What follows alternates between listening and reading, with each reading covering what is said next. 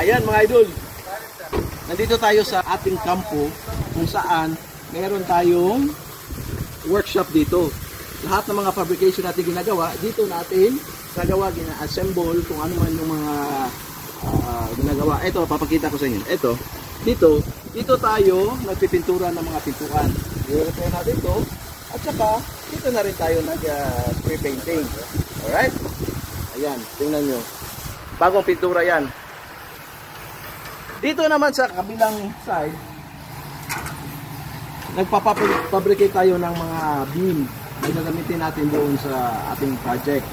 Ayan, kung makikita nyo, busy yung mga tauhan natin, nagkakating ng mga beam, nag-grinding, at kung ano-ano pa, para nang mapabricate natin to na ayon sa requirement ng mga project.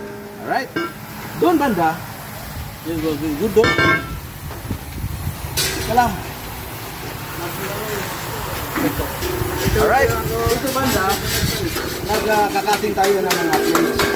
Maliliit na ng plates, gagamitin din natin sa mga bunda yan. At ito yung sila ang gumagawa dito banda.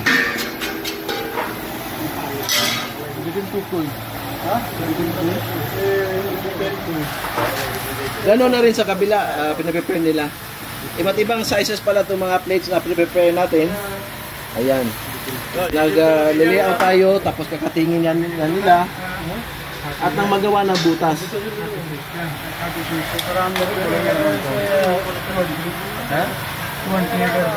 Alright. Kung makikita nyo, tingnan nyo mga idol. Bawat plate, iba't ibang sukat as per dito sa drawing details. Ayan, kung makikita yung drawing details natin, ito sinusunod talaga nila. Pero mo, alam na nila magbasa ng mga plano, tulad na ganyan. Kaya, swerte pa rin tayo kasi alam na nila, hindi na kailangan natin turuan mabuti, alam na nilang magbasa ng plano. Hinahayaan na lang natin sila na gawin nila yung nararapat. Yan.